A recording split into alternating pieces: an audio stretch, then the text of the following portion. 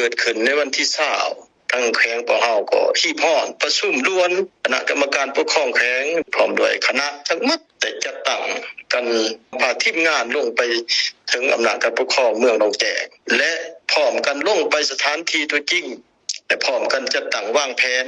ใส่เครื่องจักรดูดน้ำออกจากปากถ้ำหันฝนกระตก2ทิศเต็มๆใส่สมบูรณ์ทั้งดูดทั้งฝนตกอันนี้ก็เฮ็ดให้ขาดหมายของการเอาน้ำออกจากถ้ำมันก็บ่ได้ตามขาดหมายจังซั่นก็ควบคุมยุ่งยากคณะภัยพิบัติของขันศูนย์กลางเพิ่นก็ได้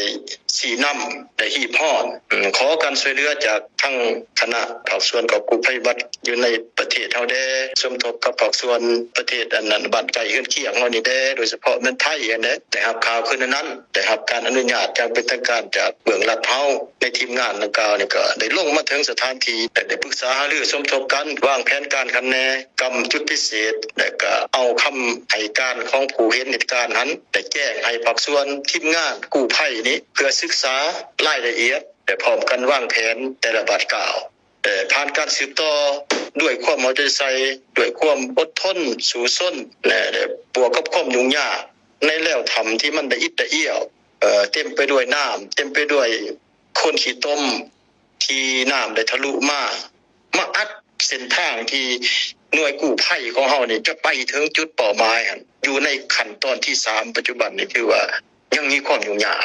ดินมาอัดตันอยู่หั่นเดี๋ยวนี้นะหน่วยงานได้วางแผนสิเอาดินออกขึ้นได้นี่เพื่อก้าวไปถึงอยู่บนขาดไม้ว่าประชาชนอยู่ในเนินที่ประชาชนสามารถอยู่ได้หั่นในจำนวน7คนน่ะยังอยู่ในประมาณ30เมตรอาจจะฮอดจุดที่หมายเดี๋ยวนี้ใน30เมตรเป็นจุดที่ทุรกันดารที่สุดก็เชื่อว่าบวกความสามารถที่มีของคณะกอบกู้ภัยพิบัติอยู่ภายในประเทศอยู่ต่างประเทศที่ตัดสินใจมาช่วยเหลือนี้จะเป็นแห่งกำลังดันสำคัญช่วยให้พวกเฮานำเอาชีวิตของประชาชนชาวแขวงสมบูรณ์ก็คือพี่น้องความสะอาดพวกเฮาที่ยังติดอยู่ถ้ำออกมาด้วยความปลอดภัยนั้นหมดในนามตั้งหน้าให้การนำคณะกรรมการปกครองแขวงสมบูรณ์ก็คือประชาชนชาวแขวงสมบูรณ์มีความขอบใจเป็นอย่างสูงต่อการเป็นห่วงเป็นใยของการนำภาครัฐก็คือกระทรวงป้องกันความสงบกระทรวงป้องกันประเทศที่ได้ติดต่อหาข้าพเจ้าในมื้อนี้อย่างต่อเนื่องสภาพการเกิดขึ้นในครั้งนี้ก็สาเหตุต้นตอก็บ่มีหยังหลวงหลายก็ยังจะว่าประชาชนอยู่3บ้านนี้ได้อาศัยทำมาหากินตามธรรมชาติโดยเฉพาะป่าสนบ้านน้ำพาใหญ่ป่าสนบ้านพันไส้ป่าสนบ้านหลวงพันไส้จังซั่นในจำนวนเหตุการณ์นี้ใน7คนที่เขานี่ก็เป็นประชาชนใน3บ้านเนาะบ้านหลวงบ้านน้ำพาใหญ่1คนบ้านพันไส้3บ้านหลวงพันไส้3แต่เหตุการณ์ต้นต่อสิ่งที่มันเกิดขึ้นก็ย้อนบ่มีความจูงใจแนวอื่นมีแต่การสิ้นเคยกับการทำมาหากินตามชนบทของประชาชนไปหาสัตว์อยู่ในถ้ำไปสอบหาสิ่งที่ประชาชนอยากได้จำนวนหนึ่งที่ติดพันในถ้ำธรรมศาสตร์นั้นอันนี้มันเป็นสิ่งจูงใจหรือว่าสาเหตุต้นตอที่พาให้เกิดเหตุการณ์ในครั้งนี้บ่มีหยังหลายมีแต่สภาพคือนั้นเนาะบ่มีสิ่งจูงใจจากภายนอกภายในอีสังทั้งภาคเอกชนบ่ภาคบริษัทที่ได้รับสัมปทานอยู่เขตนั้นก็ถือว่าบ่มีส่วนเกี่ยวข้องหยังอันนี้ยืนยันต่อนักข่าวยืนยันต่อพรรครัฐบาลคือกระทรวงคือนั่นแหละภายหลังเหตุการณ์มันเกิดขึ้นในวันที่20ตามการรายงานของผู้เห็นเหตุการณ์ผู้อยู่ในเหตุการณ์มันเข้าไปในถ้ำวันที่20วันที่22พวกเฮาการจะตั้งทั้งเมืองทั้งแขวงจะได้รับแจ้งเป็นทางการจากผู้อยู่ในเหตุการณ์ได้ก็อำนาจการปกครองตะแสงบ้านภายหลังได้รับการแจ้งคือนั้นทั้งแขวงปเฮาก็ฮีพรประชุมด่วนคณะกรรมการปกครองแขวงโดยเป็นประธานที่ข้าพเจ้าเองนี่แหละ แต่จัดตั้งกันเป็นทางการนั่นแหละแต่งตั้งให้ใช้ห้องประธานนั้นเป็นหัวหน้านำพาทีมงานลงไปถึงอำนาจการปกครองเมืองหนองแจงและพร้อมกันลงไปสถานที่ตัวจริงแต่พร้อมกันจัดตั้งวางแผนในเบื้องต้น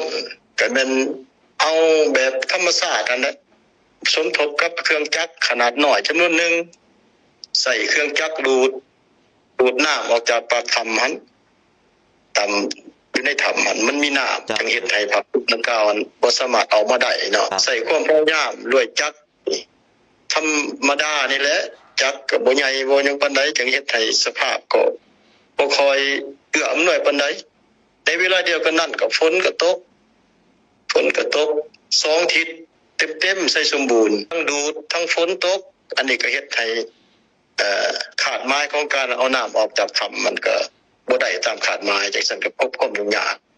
จังซั่นในเห็นคำกล่าวนั้นพวกเฮาก็ได้เฮ็ดเสนอรายงานไปหาคณะภัยพิบัติของขันศูนย์กลางเพิ่นก็ได้สีนำได้หีบฮ้อนขอการช่วยเหลือจากทั้งคณะกอบกู้ภัยพิบัติภาคส่วนกอบกู้ภัยพิบัติอยู่ในประเทศเฮาได้สมทบกับภาคส่วนประเทศอันนั้นบ้านไกลเฮือนเคียงเฮานี่ได้โดยเฉพาะเมืองไทยอันนี้เพิ่นก็ได้รับข่าวคืนนั้นก็ได้รับการอนุญาตจากเป็นทางการจากเมืองลาดพร้าวในทีมงานดังกล่าวนี่ก็ได้ลงมาถึงสถานที่เมื่อวานนี้เป็นวันที่24ได้ปรึกษาหารือสมทบกันข้าพเจ้าก็เป็นประธานอยู่หั่นแหละวางแผนการคันแนกรรมจุดพิเศษแล้วก็เอาคำให้การของผู้เห็นเหตุการณ์นั้นได้แจ้งให้ภาคส่วนทีมงานกู้ภัยนี้เพื่อศึกษารายละเอียดและพร้อมกันวางแผนแต่ละบัดกล่าวแล้วก็สำรวจแล้วทำที่เขาไปหาจุดที่คาดว่าประชาชน7คนที่ยังค้างอย่างละเอียดแล้วก็ดำเนินตามบัดกล่าวตามขั้นตอนอันนั้นแหละบรรณาที่2ข้าพเจ้าอยากจะแจ้งให้ทั้งขันเทิงแจ้งให้ทั้งพ่อแม่ประชาชนได้รับทราบว่าการจะตั้งพวกเฮาก็บ่ได้ลดละในเมื่อได้รับการรายงานแล้วก็หีบฮ้อนอย่างว่องไวมื้อนี้สหายเลขาบางแขวงประธานสภาประชาชนแขวงเพิ่นก็ได้ลงไปสีน้ำโดยโกงนอนข้างคืนเพื่อฟังการรายงานนะครับการสีน้ำโดยโกงอยู่สถานที่จุดที่เกิดเหตุการณ์ปัจจุบันนี้ภายหลังเริ่มต้นจะตั้งปฏิบัติแผนปฏิบัติที่ทั้งคณะกอบกู้ภัยพิบัติในครั้งนี้ของฝ่ายไทยฝ่ายลาวผสมผสานกันได้รายงานแต่ครับการสีน้ำของข้าพเจ้าว่าเนี่ยที่ว่าข้าเจ้าก็ดำเนินไปตามขั้นตอนบัดกล่าวทำอิฐมันลงไปในระยะบัดกล่าวที่1ว่าไปสำรวจเบิ่งว่าแล้วทำมันไปคือจังได๋แต่มีความยุ่งยากมีความสะดวกคือใดๆจะคอยบัดกล่าวที่2น่ะสืบต่อไปอีกแต่เนื่องจากว่ามื้อวานนี้ลงไปข้างทำอิฐไปได้ระยะหนึ่งอาจประมาณ3ถึง40 เมตรแต่มีฝนตกลงมาแห้งอีกก็เฮ็ดให้กิจกรรมตัวนี้หยุดมาสืบต่อในมื้อนี้เนาะมาสืบต่อมื้อนี้แต่ผ่านการสืบต่อด้วยความเอาใจใส่ด้วยความอดทนสู้ซนและบวกกับความยุ่งยากในแล้วทำที่มันละอิดละเอี้ยวเต็มไปด้วยน้ำเต็มไปด้วยโคลนขี้ต้มที่น้ำได้ทะลุมาโดยบ่ฮู้ว่าจักมาจากไสนั้นอาจจะเป็นมาจากสันผู้วันอื่นบ่ที่เป็นแล้วน้ำที่มันสอดมาพวกเฮาก็ยังสอบบ่เห็นอยู่เดี๋ยวนี้นะว่ามันมาจากใจน้ำตัวนี้นะบ่แม่นว่าน้ำที่มันไหลเข้าถ้ำมันอยู่ในปากถ้ำบ่แม่นอันนี้ยืนยันต่อนักข่าวว่ามันมาจากสันผู้ของสันผู้หน่วยนั้นแต่มันลงมาแต่ทางใดนี่พวกเฮาก็ยังบ่ทันฮู้ว่ามันมาจากไสน้ำในเมื่อมีฝนน่ะถือว่ามันจะไหลตลอดแต่กรณีก็ยังไหลอยู่แต่ว่าไหลบ่แห้งในเมื่อฝนบกลงมันก็ดรอปลงฉะนั้นเฮ็ดให้โคลนขี้ต้มอีหยังต่างๆนี่มาอัดเส้นทางที่หน่วยกู้ภัยของเฮานี่จะไปถึงจุดเป้าหมายหั่นอยู่ในขั้นตอนที่3ปัจจุบันนี่คือว่ายังมีความยุ่งยากดินมาอัดตันอยู่หั่นเดี๋ยวนี้นะหน่วยงานได้วางแผนสิเอาดินออกขึ้นเอาได้นี่เพื่อก้าวไปถึงอยู่บน บ่ขาดหมายว่าประชาชนอยู่ในเนินที่ประชาชนสามารถอยู่ได้ฮะในจำนวน7คนนะยังอยู่ในประมาณ30เมตรอาจจะหอดจุดที่หมายเดี๋ยวนี้ใน30เมตรมันจุดที่ทุรกันดารที่สุดแต่ก็เสี่ยงภัยที่สุดของไอ้น้องอันนั้นน่ะภาคส่วนกู้ภัยของพวกเฮานี่เฮ็ดด้วยความระมัดระวังที่สุดถึงสั่นในเวลาฝนตกมานี่แนวใดก็แน่หน่วยกู้ภัยของเฮาจะบ่สามารถสืบต่อได้เมื่อฟ้าแดดมันแห้งแน่นอนนึงก็สามารถคอยบืนเขาถ้าว่ามีฝนมายามใดพวกเฮาก็บ่รับประกันแต่พวกเฮาก็ให้ทีมงานของเขาสั่งด้วยผ่านเครื่องวิทยาศาสตร์ที่เขาควบคุมอยู่เบื้องนอกอีกให้ออกมาโดยทันทีเพราะว่าย่านว่าสิมีผลกระทบย่านดินที่มันจะดินกับน้ำมันสิมาอัดไอ้น้องอันนั้นน่ะกู้ภัยอยู่ภายในอันอีกก็สร้างเป็นปัญหาตีนนี่มันเป็นผลเสี่ยงที่สุดการนำแข็งก็คือทุกภาคส่วนในสังคมชาวแก่สมบูรณ์ย่ำได้ก็เป็นประชาชนก็แม่นประชาชนพวกเฮาถึงว่าจะพบในสถานการณ์ใดก็ยังแม่นพี่น้องความสะอาดพวกเฮายืนยันว่าทุกสิ่งทุกอย่างก็อับใส่ประชาชนมาจากประชาชนอับใส่ประชาชนจะทุ่มเททั้งหมดสิ่งที่พวกเฮามีความสามารถร่วมกับทีมงานนี่เพื่อกอบกู้เอาชีวิตของ7คนที่ยังบ่ฮู้ชะตากรรมอยู่ในถ้ำนี่ออกมาในกรณีใดข้าพเจ้าก็บ่สามารถสรุปได้ก็เชื่อได้ว่าบวกความสามารถที่มีของคณะ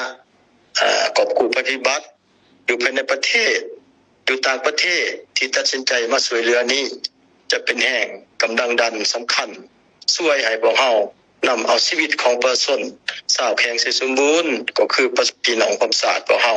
ที่ยังติดอยู่ถ้ำออกมาด้วยความปลอดภัยอันนี้มันสิ่งที่วิงวอนและปรารถนาที่สุดของการนำภาครัฐของแข็งสมบูรณ์ของพวกเฮา